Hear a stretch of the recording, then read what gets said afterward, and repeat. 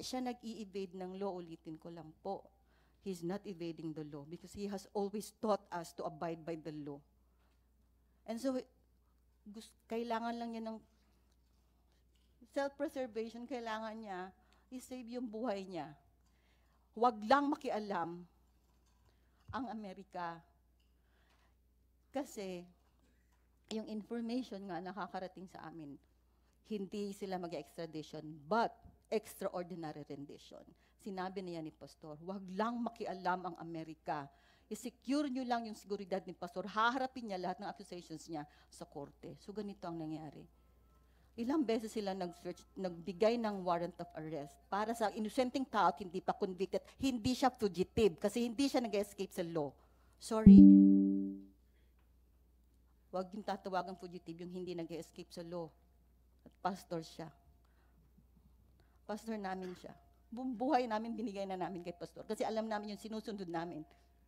And that June 10, I was there. We were there. And never have we felt so brutalized and terrorized on that day. Hindi kami sanay kasi we have lived peacefully.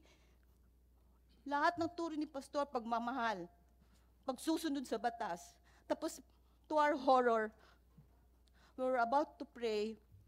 I was looking at my watch, it's 3:50.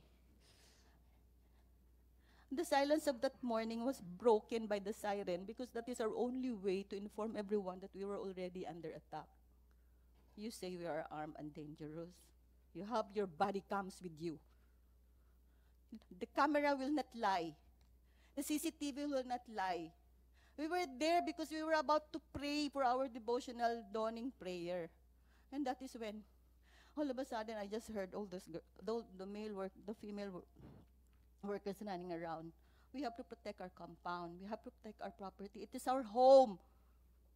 That is our inheritance given to us by the Almighty Father. And we worked on that by the blood, sweat, and tears of all the kingdom citizens. Yun lang ang pamamahay namin. Yun lang ang lugar namin, kaya pinoproteksyon namin. Binigay yun sa amin ng ating Panginoon Diyos. Pinangunahan ng aming mahal na pastor. Why we are protecting that? Because it was, yun ang iniwan ni pastor sa amin. And we vowed to protect it no matter what. So yun yung nangyari. So tanong natin, excessive ba yung lulusob ka sa banal na dako na kung walang ginagawa kundi manalangin, magpuri sa Ama, magsisimba, at wala ibang tinuturo kundi pagmamahal sa kapwa, pagsusunod sa batas, at pagmamahal sa Diyos? Excessive ba yung, for the first time in my life, I saw all those PNP personnel who were ready geared for war with all their ammunitions, yung mga baril na napakalaki. I did not know what to do, but the children, the women, the mga workers kasama namin sa gate. Later on, Carlo will also relate what happened that day.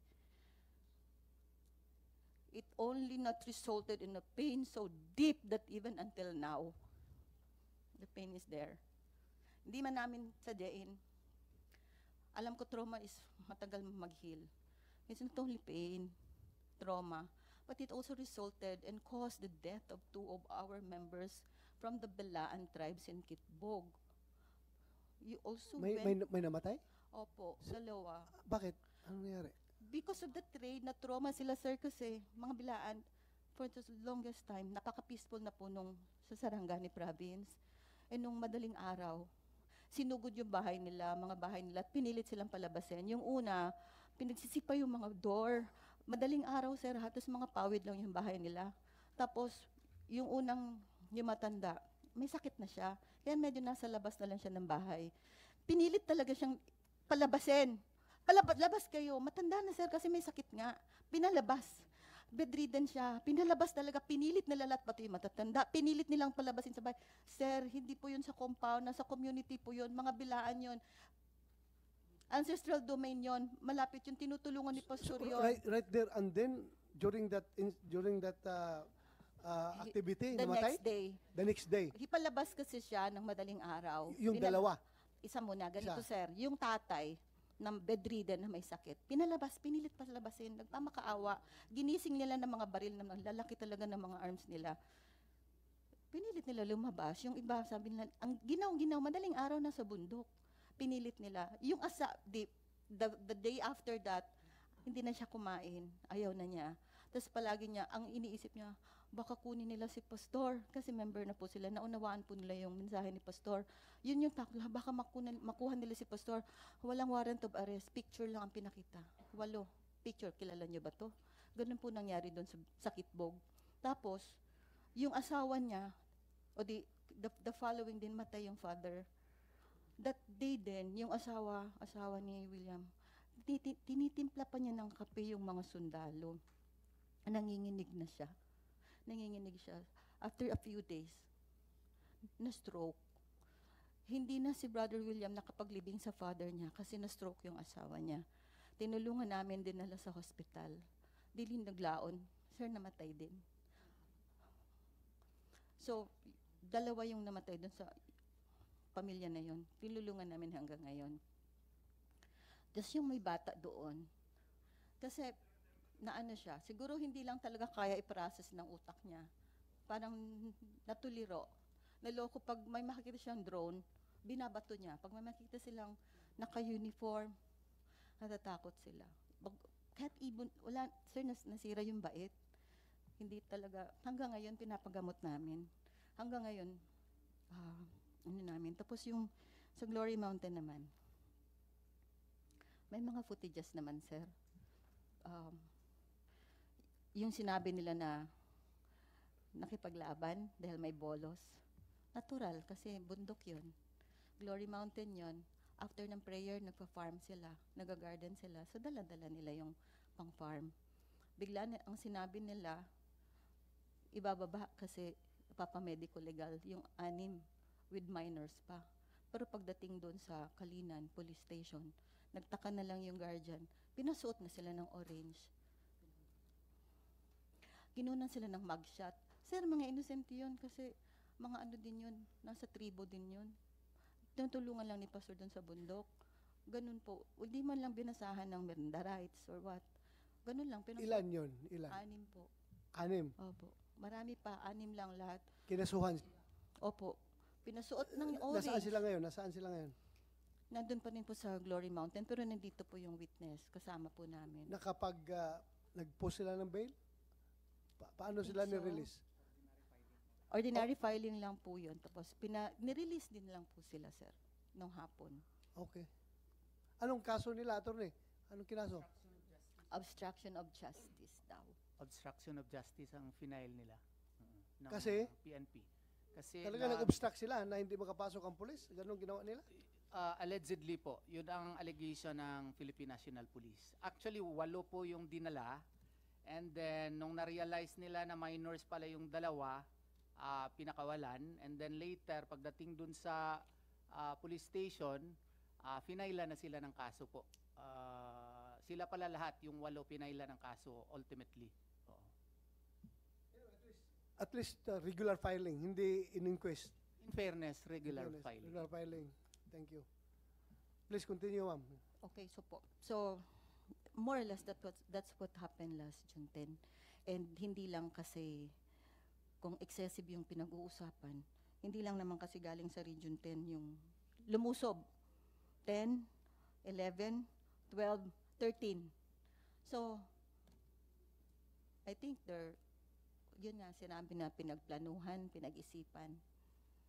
At yung nangyari doon ng June 10. Kaya, hinihiling lang po namin sa mga honorable natin na mga malaki po yung respeto namin sa mga police. In men in uniform.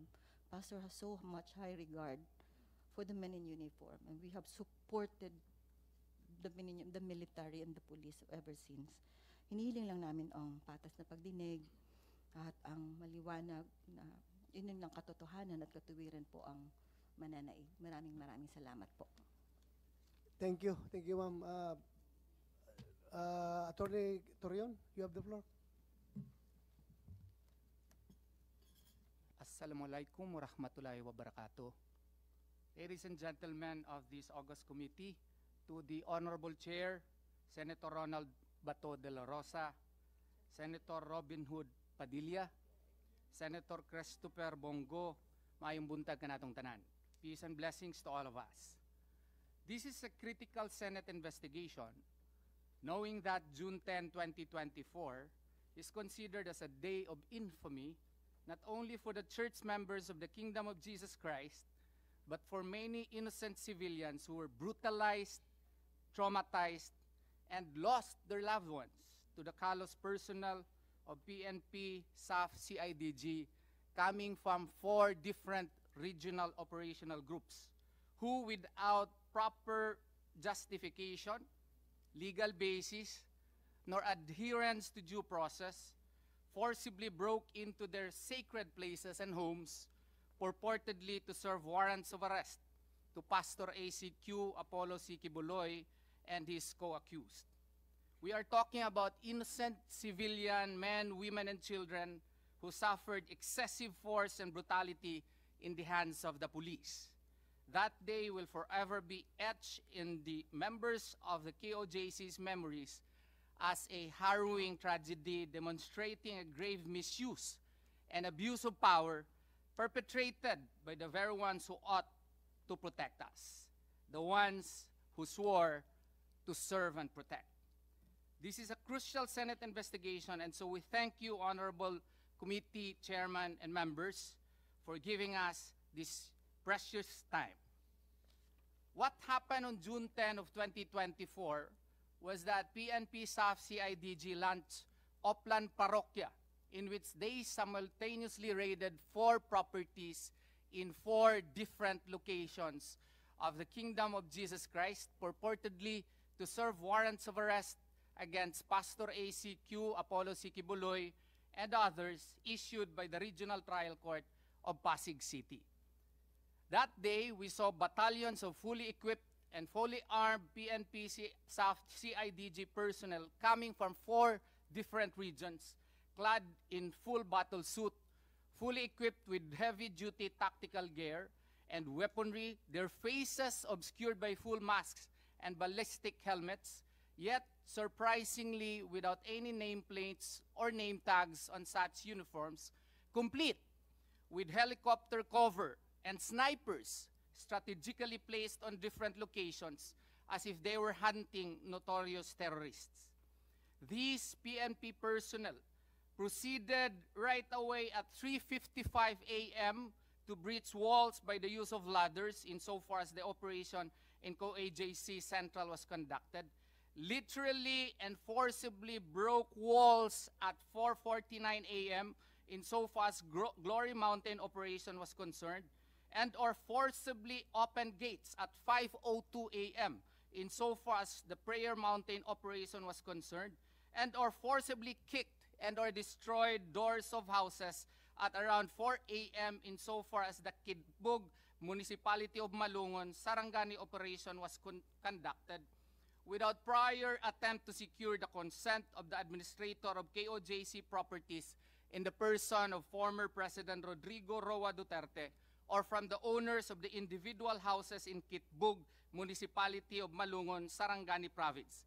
In Kitbug especially, since this was not so fully shown on TV, fully masked and fully armed police officers with no nameplates just straight away kicked open the doors of the houses of the Bilaans in the area and then ordered them to go out of their houses so the police can conduct unbridled searches inside. As a consequence, many Bilaans were traumatized. 2 died, the proximate cause or immediate cause being the illegal raid conducted on June 10 of 2024. What is our position? The position of KOJC unequivocally condemns the use of excessive force by the PNP during the said operation. The actions taken by the police on that day were disproportionate and unwarranted, resulting in undue harm and distress to KOJC community as a whole and to each of KOJC members, most especially to those who died, injured, illegally detained, and harassed on that fateful day. Such conduct undermines public trust in law enforcement and violates the fundamental principles of human rights. Violations of Sections 2, Rule 113, as well as Sections 11 of Rule 113 and other provisions of the revised Penal Code were clearly committed. The fact that the PNP SAF CIDG raided 4 different locations at almost the same time simply proves that the PNP SAF CIDG do not really know the location of the person or persons they intended to arrest. Hence, the illegality of breaking into the KOJC locations. They did not know that the persons that they would arrest was present in those locations or is reasonably believed to be there in violation of Rule 113, Section 11. This showed that the police officers were on a fishing expedition without justification under the rules of court or the 1987 Constitution. Moreover, the raid along with the attack was an overkill owing to the sheer number of police officers who were utilized in the alleged implementation.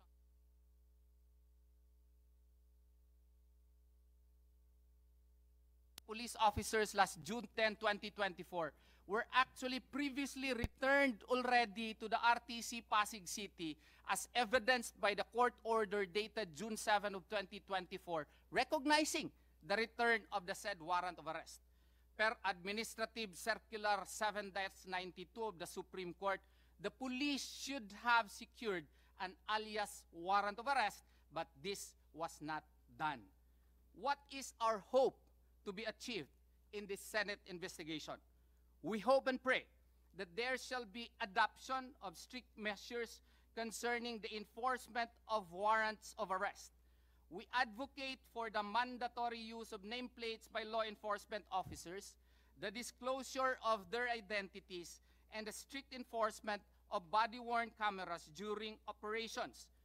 Furthermore, we urge, sirs, for the criminalization of violations of these rules to ensure accountability. We likewise urge the passage of laws on the proper usage of drones. Every night, almost, we see drones being flown over the properties hovering above KOJC properties. Given the increasing deployment of drones in law enforcement, it is imperative to establish clear regulations governing their use to protect the privacy and safety of our citizens. There are so-called no-fly zones which must be observed and implemented in our jurisdiction by reasons of security, safety, privacy, or regulatory reasons. A no-fly zone is a designated area where the operation of unmanned aerial vehicles or drones is prohibited, such as airports and large public gatherings. I am the dean of JMC Law School. Sometimes we are bothered by these drones during nighttime when we conduct our classes. The KOJC Central Compound is beside the Davao City International Airport, a single fact which makes it supposedly a prohibited area for drones, but this is not done by the PNP in our area. We likewise pray, Your Honors, that there must be court orders for the installation of listening devices. We have reasons to believe that even our I love yous to our wives and our secret conversations in our phones are being listened to. So we advocate for strengthening Republic Act 4200 or the Anti-Wiretapping Act by requiring court orders for the installation of listening devices similar to the Anti-Terrorism Act, so that such will safeguard civil liberties which we so cherish, Your Honors. We likewise pray that a domestic law shall be passed recognizing schools and churches as no-force zones. There is already sufficient basis within the international legal framework as well as our own local legal framework which recognizes schools and churches as no-force zones, but we believe that there is yet no domestic law which clearly define such and providing for penalties if the same is violated.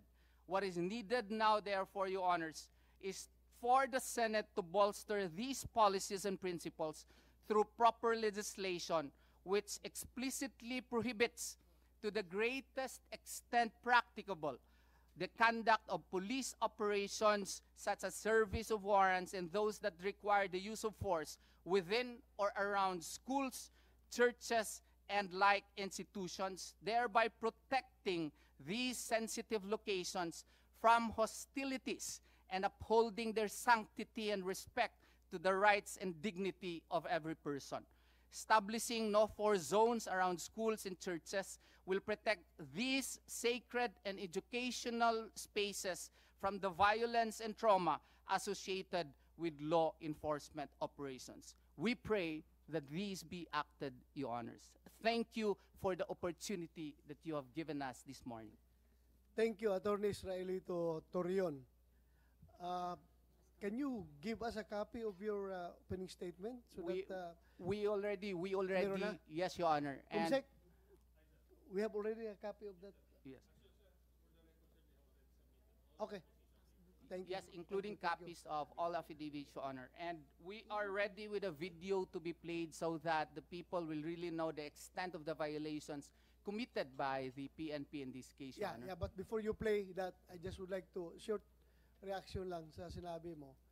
If you are worried that your phone is being tapped or monitored, I am also worried with my cell phone. I know.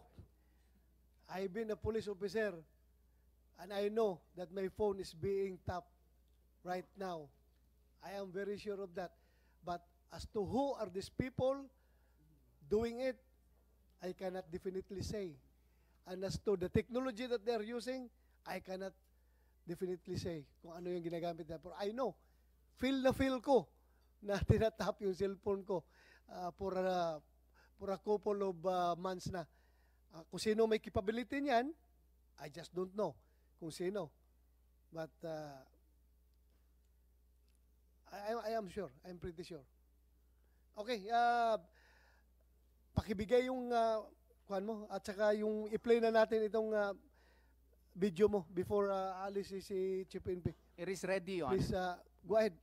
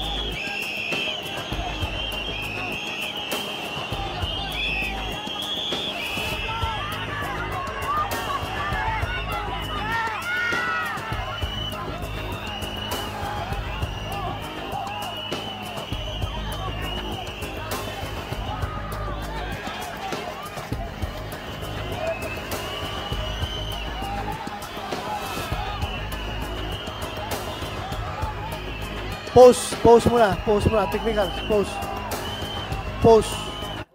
pause. Yung bumbero, kaninong bumbero yon sa inyo? Can you explain that? Bakit tinitira nyo ng tubig yung mga polis? Actually, Your Honor, Carlo is there. it was an act of defense of property, Your Honor, because we believe that since the warrant of arrest was not properly served, Your Honor, before you enter a property, there should have been prior consent on the part of the owner of the property, or at least the administrator thereof. They did not do that, Your Honor. So there was violation of Rule 113, Section 11, and therefore Article 429 of the Civil Code will apply. They have the right to defend their properties, Your Honor, because it was clear that at 3:59 a.m., they just immediately placed ladders therein and breaching the walls of the KOJC. That is a violation under Rule 113, Section 11, Your Honor. Not only in the service of warrant of arrest, but also search warrants.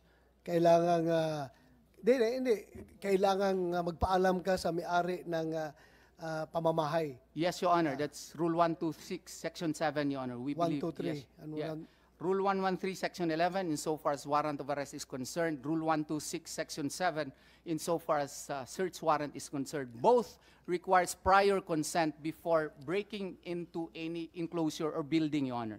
Yeah, thank you. Please continue.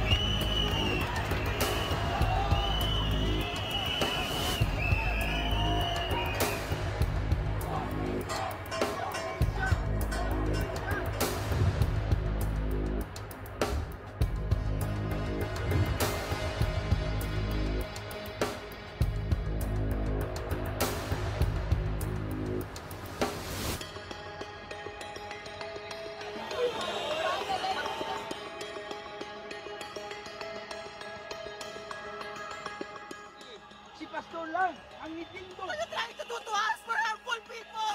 Nag-ingon naman sa inyo, ma'am. Whether you like it or not, you greet sa inyo.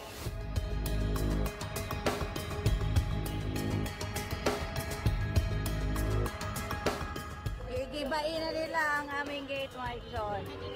Sa pilitan ito. Ayan po yung mga truck nila. Ayan. Sa bawat gate po yan.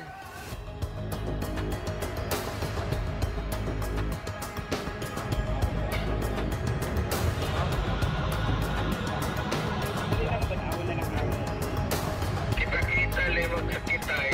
Ula-ula silbi. So kalma lang mo. Inulan ako mga pulis magkuwat lang.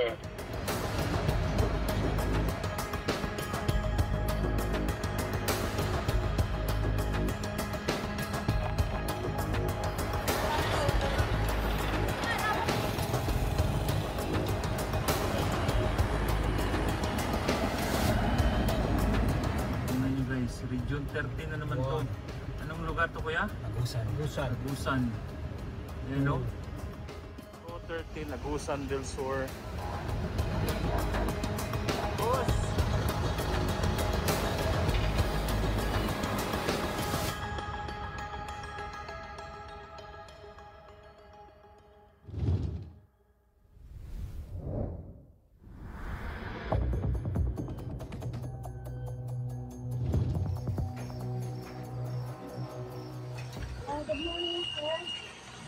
Pwedeng post mo na sandali. Post. Technical, post mo na. 1 minute suspension. CR lang ako sandali.